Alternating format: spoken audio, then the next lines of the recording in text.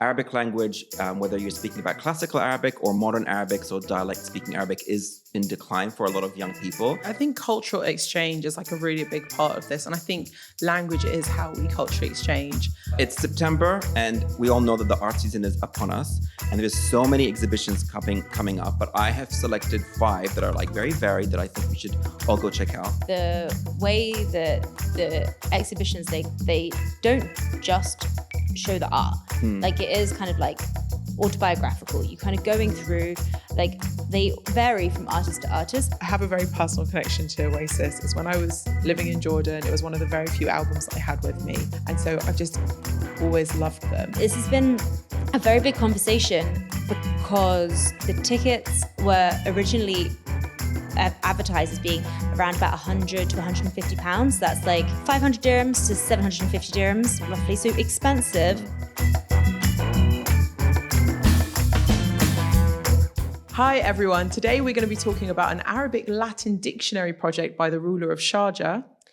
Some of the top exhibitions to catch before they close. And the coveted Oasis reunion tour. This is Culture Bites coming to you from the National News. I'm Enas Refaei. I'm Farah Andrews. And I'm Maan Jalal. Hi. Hello. I was going to say the coveted Oasis tour because I feel like it's very coveted, whatever this is. What are your hands doing? Coveted, special. I know we're going to be talking about Oasis in a lot more depth. Detail. But have you recovered? No, I haven't recovered. And I feel like I have to leave this section until we talk about it. Right. Well, we can update our listeners, viewers on why I would be in recovery. Yeah, stay with us until the end. So we're going to find out exactly how stressful we've all, maybe apart from not you, Maan. I've been watching, I've been the audience. Found this Oasis process.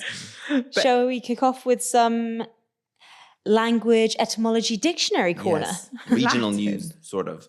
Regional international news. So the Sharjah ruler, Sheikh Dr. Sultan bin Muhammad Al Qasimi, has been working on this multi-volume Arabic Latin dictionary. And it's like part of this project for the Arabic Cultural Institute in Milan.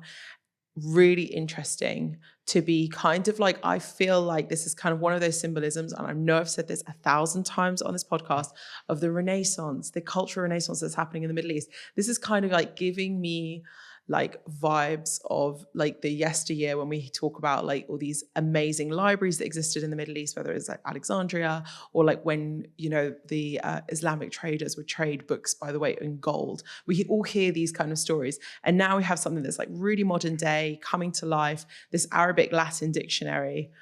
I'm really excited. How do you feel about it, man? You're a language lover. Well, last year I wrote a shorthand about like the state of Arabic language and why young people are not reading it or not practicing it in it as much. And I think this is one of the things that will help that. I mean, Arabic language, whether you're speaking about classical Arabic or modern Arabic, so dialect-speaking Arabic, is in decline for a lot of young people. And I think this is one of the ways to not only show the connections and the influence of the Arabic language around the world, but also one of the initiatives is to encourage Italy and Italian publishers to translate Arabic books, whether they're like old Arabic books or modern Arabic books, into Italian. So if we see Arabic being spoken, you know, in other countries and being used in other countries or being studied in other countries, it's also going to help the regional use of the language here if there's interest in it.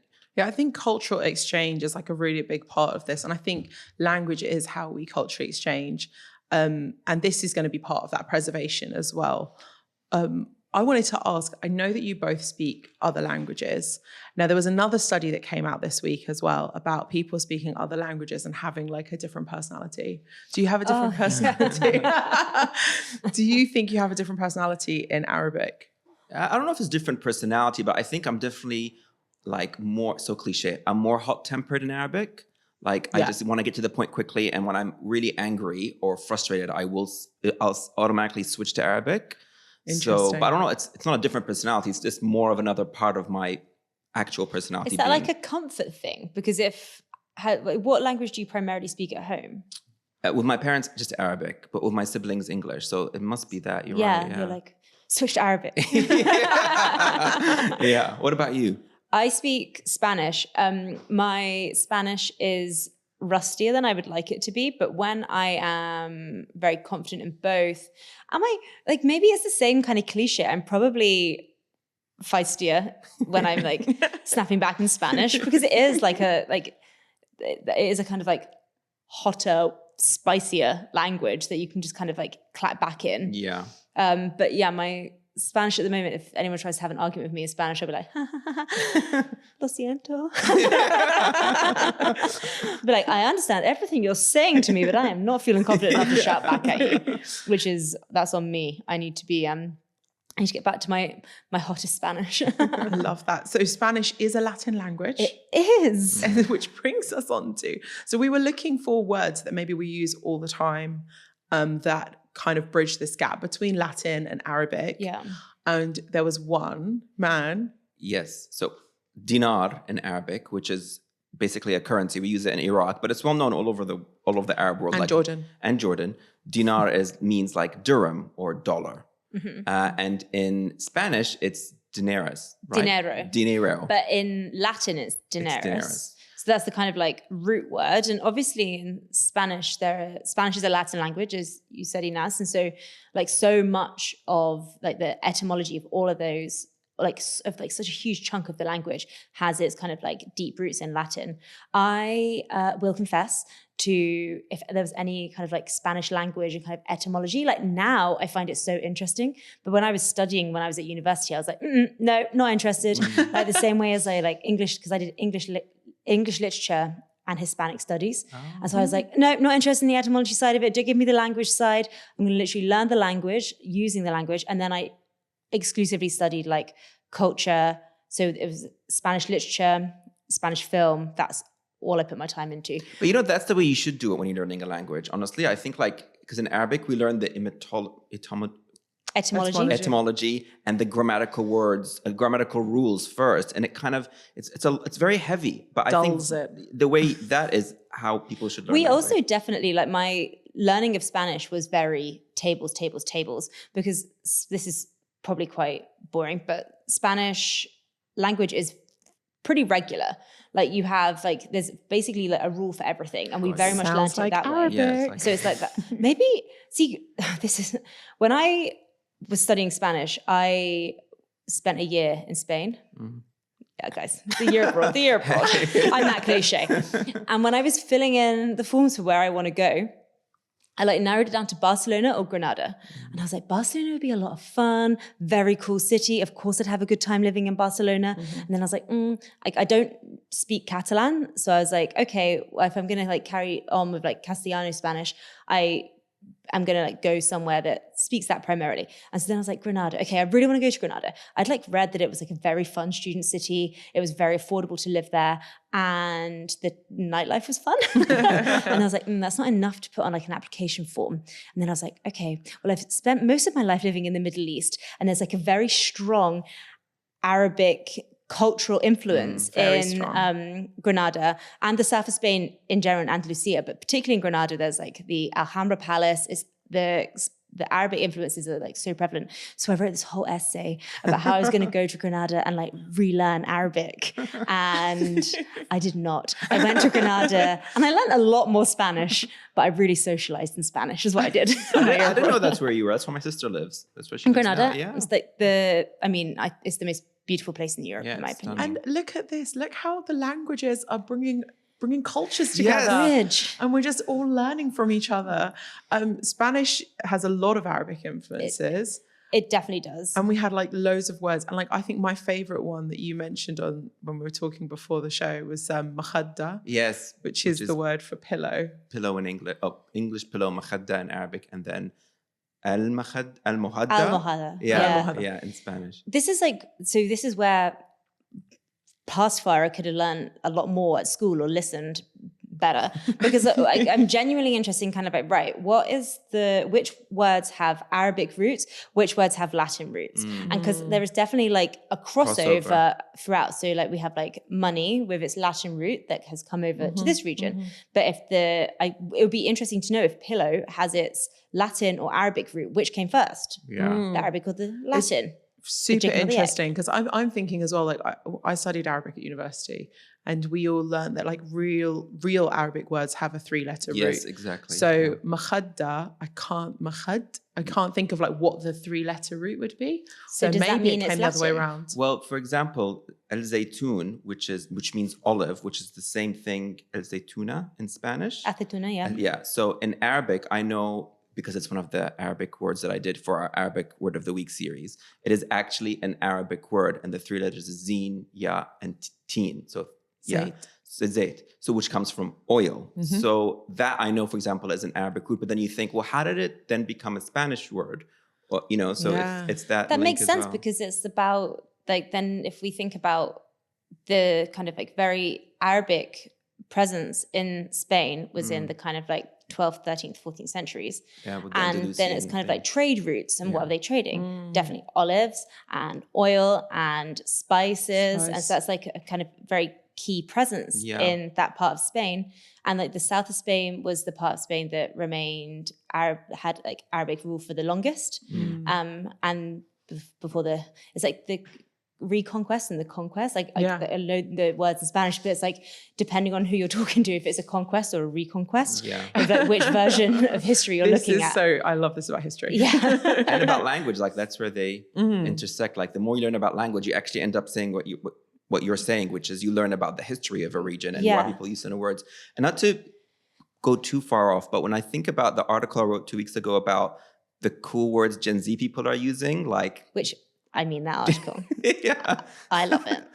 Gen Zs do not love it. I've been given actual feedback that it gives them the ick. I had some feedback as well. They're like, bussin'? I'm like, listen, I know it's being used. Maybe you guys are not using bussin', but just that. I'm making eye contact with a potential Gen Z right now who is eye like rolling their eyes at us.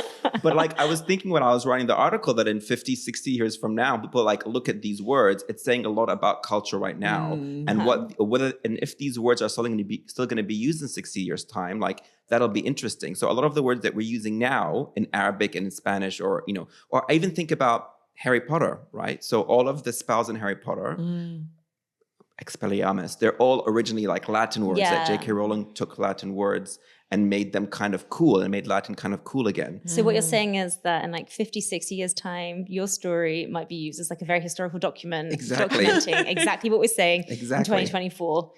Some new J.K. Rowling might be using the words in my listicle, like demure for a spell. Demure. There's nothing demure about most Harry Potter spells. What was your favorite word from have you started using any of them since you wrote that article? I haven't, because I just cringe out using them. I still use the buzzing words from when we were kids. I thought you said you still use buzzing. I was like, what are you? Talk to me about how buzzing you are. No, but I still use like whatever. When we were teenagers, whatever was. Is that not what you do now? You don't say that. Does the next generation not say whatever? No, I don't. Well, it's like, this is not, I mean, if we're going to think about like the future of language with like the kind of codes and emojis that we use, I remember the absolute horror with which I found out that the laughing emoji is like a sure sign that you're old. Like if you use the laughing emoji, like the ha ha ha, and then like crying laughing, that's you're ancient. You have to use a coffin or a skull, which is like, ha ha ha, dead laughing. Dead laughing, yeah. But that might even be outdated information now, because I learned that about a year and a half ago, 2 years ago, perhaps. So we might be already out of date. Actually, I heard that you've got to go back to the original, where it's like the colon and the... I see, which is colon, little dash, bracket. Yeah. Listen, I have that solution for all of us, because I just recently read an article that said that because of internet culture, these fads happen too quickly. Like it was Brat Summer for like a month, and then now we're Demure Fall. Because of the internet, it magnifies everything too quickly. So there's no point in trying to know what is going to last, because it's all happening too fast. I do think though, I was with my friends over the weekend, and one of them has an 8-year-old, so she's Gen Alpha, right? Yes. Oh, wow. And so she's not engaging in these like internet fads, but she is like definitely byproduct of Yes. them because they're the things she's interested in. And that kid is not demure. She is, she's not a brat. She's far from a brat, but she lives a brat life. Like she is like, everything is tie-dye, neon, loud. And she just is like her best life. And for her birthday, I got her a pair of Heelys. They're back in fashion. And I was like, do I get her like the cute pink ones or like these like loud tie-dye ones? I was like, I'm 100% going with them. She's obsessed with them. I was like, What are are living these? Heelys. Those like shoes with a wheel in the heel. Guys, That's great that they're this back in. whole conversation, I've never felt more like a 50-year-old middle-aged woman. I think the word for that We is just stop. chuggy that kids are using now, a chuggy. Wow. We've fallen down a rabbit hole. We've fallen It down. started with etymology. This also started as like a very sophisticated conversation. But that's what language does, right? You go into all these tangents Yeah. and Exactly. influences of different parts of culture. So yeah. Exactly. And that is probably exactly what we should be doing, is this cultural exchange. And that is That's how true. cultural exchange happens, is through language. So There's another way cultural exchange happens. you Oh, know. please tell me. Yes. Going to exhibitions and galleries. hey.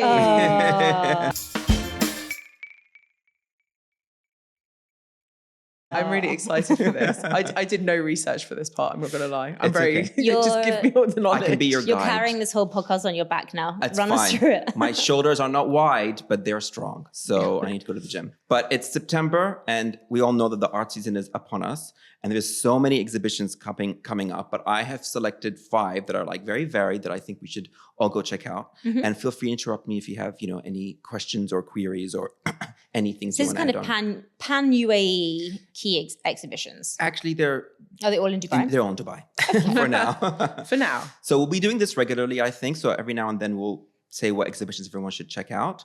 So the first one that's already on now is in Beit al-Mamzar, which is a lovely villa that's been converted into a gallery in Dubai. And they have an exhibition called In Your Dreams, where it's 7 contemporary Iranian artists who are envisioning what can we dream in reality? So they're taking that theme and creating artworks across mediums, painting, sculpture. I think there's like video as well. And it's combined with traditional elements of Iranian culture in a contemporary way, which I like because the Iranian art is really cool, but we don't see enough of it, I think, in the UAE. So 7 artists, you get a variety of mediums and a variety of styles. And have you been to Beit al-Mamzar? No, I've not. It's need really to go. it's really beautiful. It has a gallery, also has a concept store. So it's a nice, and I think they have a coffee shop as well. So it's a nice little day out, exactly. But you guys have been to Toda, which Yes. is the Theater of Digital Art in I always get them confused. Souq al-Bahar. No, this one's in Medina Medina Jumeirah. Jumeirah. Or is it Souq al-Bahar, Medina Jumeirah, confused because they have the same aesthetic vibe. But anyway, so they have the Being Vango, which is the... Is this a return? Because I saw a Vango exhibition at Toda like a few years ago. Was it in Toda? Yes, it must be. There was one in Dubai Mall that had Vango and Japanese art as well. No, it was definitely in Toda because I was at the Medina Jumeirah and there was like a beanbag vibe, but it might have been a kind of group of artists. Maybe. Just like one part about Vango. They always have really great shows and programming there. But this one is strictly just about Van Gogh. So it explores, it's a combination of his life as an artist, but also his paintings. And you see them sort of come to life digitally on the screen. The whole room just turns into, you sort of walk into his like Starry Night or his Yellow Sunflowers. It's a really cool experience that's great for the whole family and very Instagram, friendly. So it's great for Which we all want to hear. Yeah. Super interactive, like with the way that the exhibitions, they don't just show the art. Like it is kind of like autobiographical. You kind of going through, like they vary from artist to artist, but we spoke about the Frida Kahlo one a few weeks ago. And yeah, you kind of like really do get like the whole history of the artist. And because it's not kind of restrained to or constrained to kind of the literal art size of the art, it's like blown up, Immersive. it moves. Yeah. You kind of, there's like parts of the art that are slightly animated, but it's not like a kind of like overwhelming experience. It's very peaceful. It's quite kind of like, it's very gentle and like the kind of the very blown up but beautiful kind of, you can like really see the intricacies of the like the way that the strokes have worked. like, so you aren't seeing the original pieces, No. you aren't seeing prints of the pieces, but you're seeing these like really like blown up digital versions of them, and you're getting like a real like close, like microscopic view at some of the elements of the art, which is cool. What I like is that they customize, it's not just a file they put in, they customize it to the size of the room and the different, you know, this is a moving exhibition, right? So they customize to the size of the room, the shape of each room. So you definitely getting a tailored experience of that interpretation of Van Gogh's work, which I think is really cool. Such a good thing to take children to get them interested in art. Really nice. Yeah, especially if they just don't want to look at it, they might get bored just looking at a print on a wall, right? This is a great way to get them like excited. And this is a very 2D interpretation, but there's also usually quite a good gift shop that goes with it. And you can buy like chocolate with like Fango sleeves, and that's his ear. No, it's not like a little ear. It's like a chocolate bar. A little joke there. I would have liked that. Chocolate bar with like that. This is what I got the last time. There was like in the sleeve with like sunflowers, and you can get like Starry Night ones as well. So they're very nice gifts. Very nice gifts. I am so excited for this season. Yeah, honestly, it's going to be so cool. Any other favorites? The next one is Tabari Artspace in DIFC, which is one of my favorite galleries in Dubai. And they're having a show called Hanging Gardens by the artist Randa Maddah, who I interviewed last week. She's a really interesting artist. She's from an area in Syria called the Jalal Heights, a region in Syria that's been occupied by Israel after the 1967 Six-Day War. And her work is really interesting because it's influenced strongly by miniature art and Christian iconography. But it's like very big and blown up, and it's very surreal. Like it looks like dreamscapes, and a lot of it is to do with memory and ideas of reincarnation. And she's really interested in living in the in-between, given the area that she's grown up in Syria, always feeling like she's sort of like in between, and always reverting back to the nature and landscape in the Jalal Heights as something that never changes. It's always there. So she sort of combines these different ideas of nature and sort of half human, half folklore beings to talk about this idea of being in the in-between. And what's really sad, she can't even come to the opening of her solo exhibition in the UAE because she's in France right now and she doesn't have the visa or the right documents. Oh. So when we were talking, even that state of being right now, like kind of a real in-between. Exactly, a real in-between. So it's a beautiful exhibition, and definitely go check it out and support her and support her work. So I'm excited about that. That's opening on September 12th. And then probably one of the biggest shows that's happening is in the Foundry. Have you guys been to the Foundry? I've not. No. Oh, okay. It's a really nice space in downtown Boulevard, so across from the Dubai Mall. And they're having Andy Warhol, the Glam Factory. So there's been so much talk about this. This is huge. Yes. Right? This is really exciting. My kids will love this. Yeah, you should definitely take them. Yeah. So it's opening September 18th. I got to interview the curator, and the question, the main question I asked her is, why is this Andy Warhol exhibition the exhibition to go to? I mean, everybody knows Andy Warhol, right? Everyone knows his images or knows who he is. And she told me that this collection of work, it's about around 100 pieces. It's from a private collection, never before seen in the UAE or probably in the region. And it not only shows you like the scope of Andy Warhol's work, but it really focuses on what made him famous. Like it was the era of the Studio 54 and the glam portraits that made him and the people he photographed like international names. So it really focuses on that, him from being an illustrator to becoming this international pop star. So I'm super excited to go check that out. Oh, this would be huge. Yeah. My children absolutely adore Andy Warhol. We've got a book about him. So I mean, he's so accessible and just so much fun. So accessible. Yeah. It's just this idea as well that he just took things like commercial objects and like just appreciated the art in commercial objects and then kind of like exploited that. Yeah. It's just so accessible and the colors and everything. So I think for kids, they just love it. Yeah. Kids and adults alike. Like he is completely synonymous with pop art at this stage. Like they just, it's like the way, like he is pop art. And so those kind of like very engaging, but also super accessible art. And like, obviously like every single exhibition that you've mentioned, Maan, they all sound so interesting, but like in terms of like accessible art and going in and kind of seeing this, like I think it's most people will be very able to kind of go, that's an Andy Warhol piece. Yes, exactly. And that's a good feeling. Like is. it kind of like is like a bit of proof that doesn't have to be like a kind of like snobbery around it. And then if you're going to kind of learn about his life and his story and kind of like how he got from, because he didn't just wake up age 15, start kind of painting cans of soup, right? So there's a journey. And that's what I find so interesting in these like artistic journeys. It's the same as Picasso. Like people are like, oh, like people aren't dismissive of Picasso, but like the way his work kind of comes together and like none of it is like representative of a person sat beside you.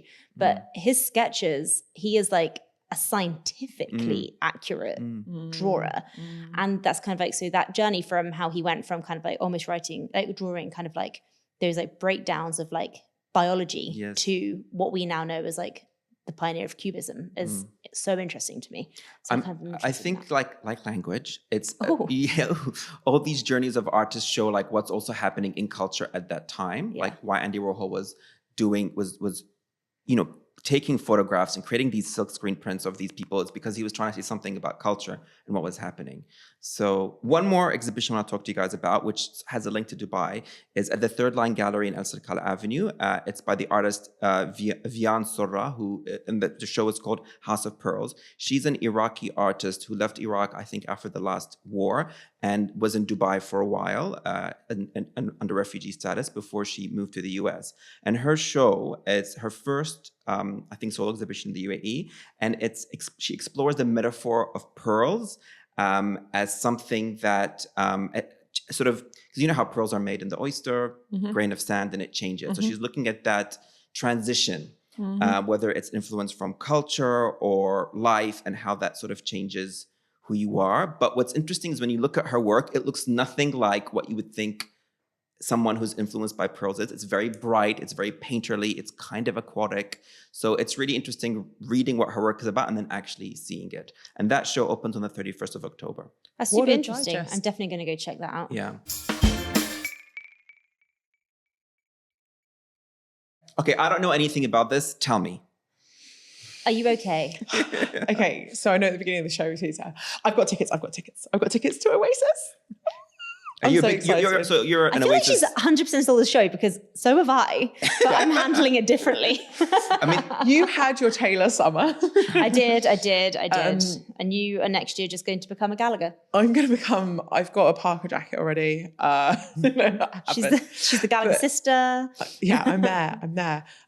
So I think like it's funny, right? I have a very personal connection to Oasis. It's when I was living in Jordan. It was one of the very few albums that I had with me that was in English that I had access to. And so I've just always loved them. And then when they announced this tour, all Oasis fans know that these two brothers don't talk to each other. And like, yes, last week we kind of should have probably spoken about Oasis because it was like hot on everybody's. But then I had this fear that I wasn't going to get tickets. And also because these two brothers are, Noel and Liam, are so fiery, so feisty. There is like a very big part of me that's like, might not happen. Are they going to get there?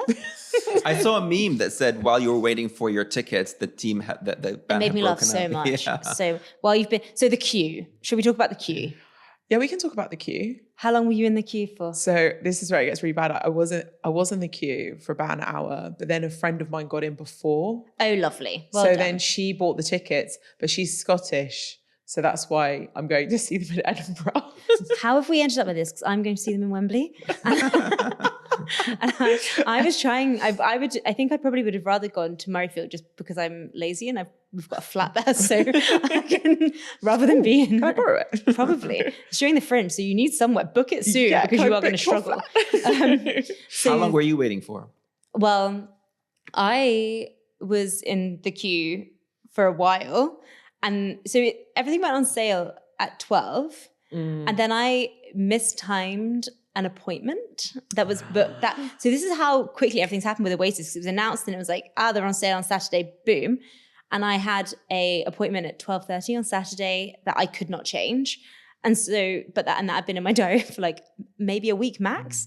And so then I left Eddie, my boyfriend, in the queue, fending for himself. I came down from my appointment, everything still in the queue, just living in the queue. He was started at like 250,000 and was like, this is never going to happen. And then we went out for dinner. And you left it there? He's still in the queue. Oh. Luckily, he got in on his phone, not his laptop. And so we're at dinner and he's still in this queue. And then eventually he got it.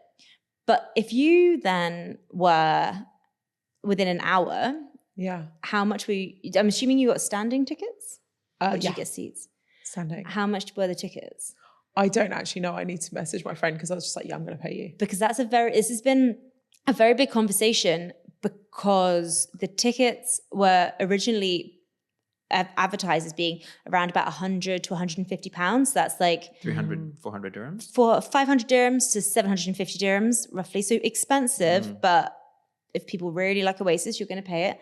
And then Ticketmaster kind of introduced its surge pricing, like an Uber pricing model.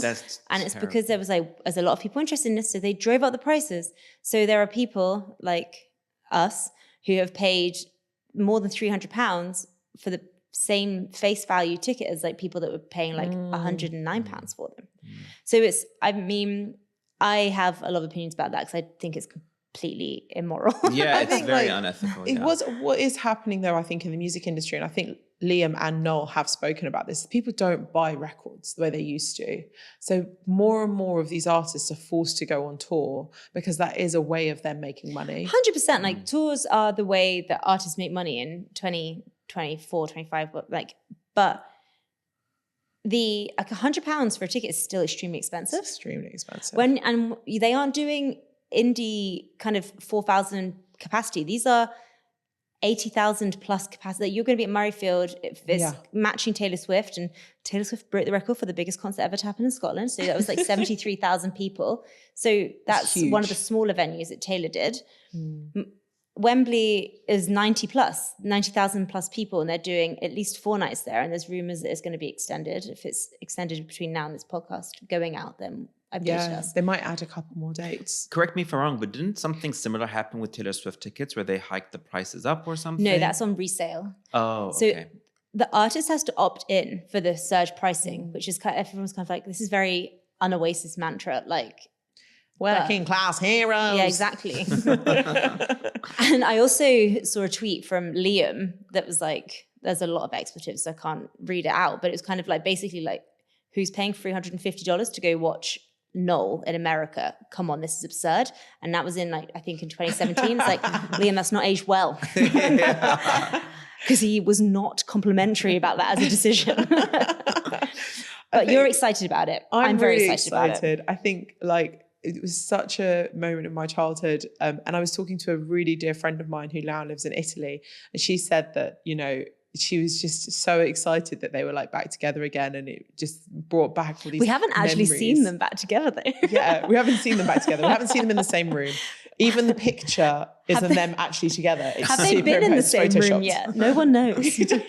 I saw one ropey story that was like, they came together at a spa in England. I'm like, I don't believe you. I don't believe that for a second. Can you just imagine Liam and Noel there with their face masks, cucumbers, in a robe, negotiating how they're going to come? We're going to do 4 nights in Manchester. There were rumours it was Liam's, wife or girlfriend got them back together? Yeah, there was a separation, and they reached out, and then who do I care? The intricacies here are, I do care about that kind of thing. I have to be honest, if we see them on stage together and they're there and I'm there and then they have a little fight, that probably just add to it. 100%. If they're bickering on stage, I think people are going to absolutely love it. Yeah.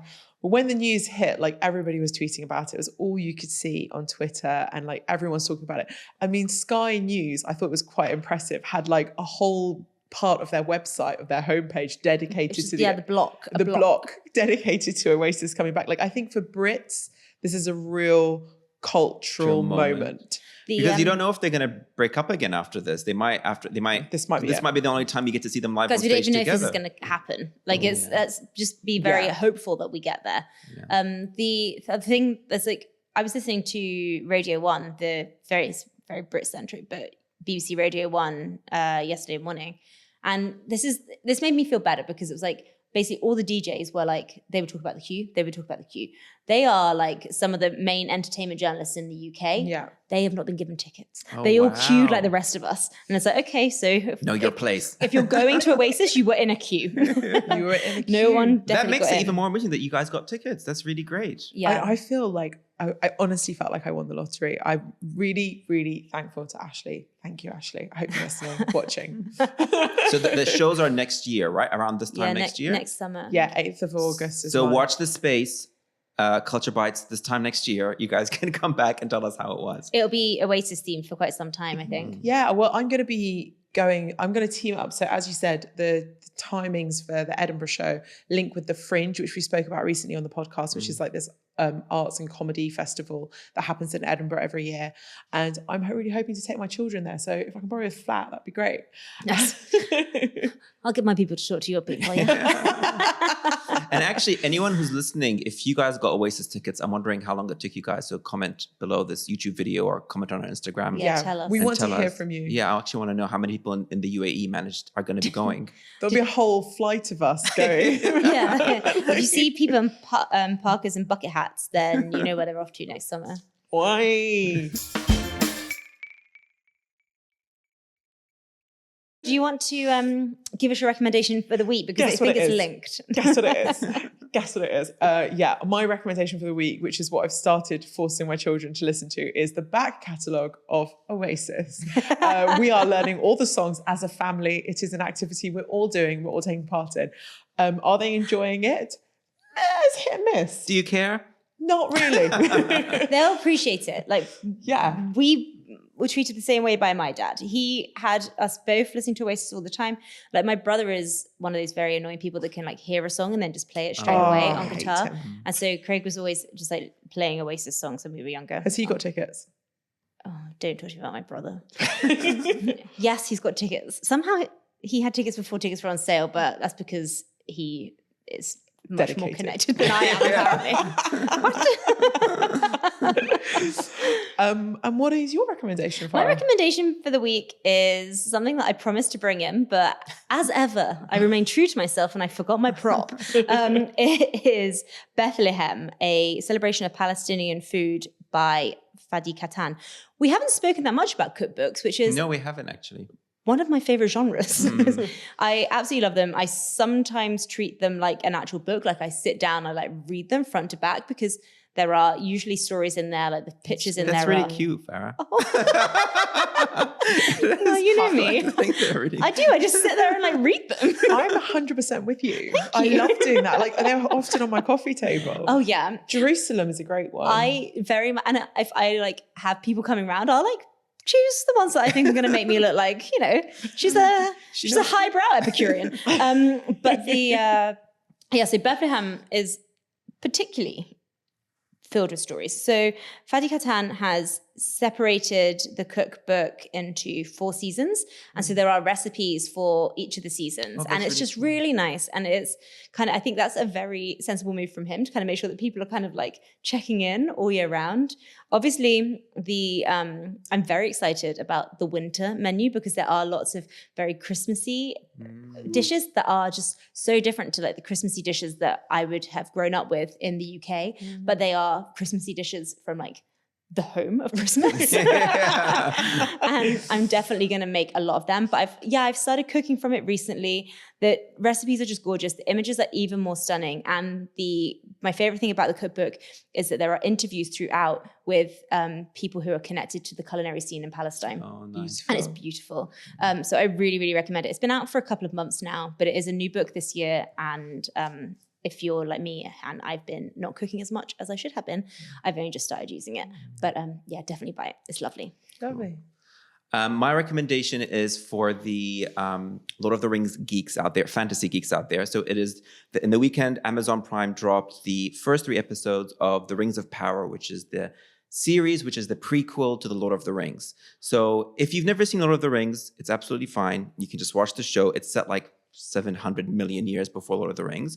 So you're getting like the whole... 700 million years? I'm exaggerating. Okay. Yeah. I was like, see, because I know nothing about Lord of the Rings, I take everything you say as gospel. I'm like, whoa, that's a long it time. might as well be because these elves live for like hundreds and hundreds of years. But yeah, it's about how Sauron, who is, you guys have seen Lord of the Rings? No. Yes. Yeah. So Yes. the big Even I fiery knew that, the eye, right? The eye, yeah. How he became, it's like his origin story in a way.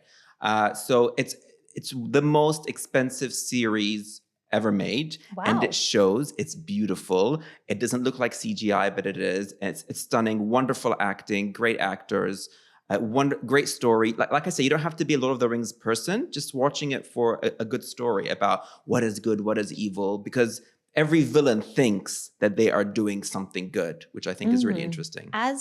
You are a Lord of the Rings person, but for non-Lord of the Rings people, do you think that this could be like a good entry into the series? 100%. Because the criticism I always hear from Lord of the Rings people is that it's just three guys walking across a landscape. Like, why is that interesting? Well, you have your connections to the New Zealand landscape, so you love it. Yeah, exactly. But this kind of gives you a real good, like you say, entry point into it. And it really explains the themes of the whole show in a really interesting, the whole story in a really good, interesting, fun way. So definitely good entry point. Okay, maybe that'll be my entry then. Oh, because you've never seen, yes. No, I'm not. No, definitely watch it. It's really great. It's really good. Wait, I hold a grudge, guys. Okay, I've already told that Yes, story. yeah. Thanks. I think it's good that we all came with something different. Yes. So different. So different. So eclectic. Music, cookbook, and a TV show. Yeah. Thank you so much for listening to this week's episode. If you like this week's episode, please follow and subscribe on your choice of podcasting app. And don't forget to follow us on social media and tell your friends and family about it. Bye. Bye.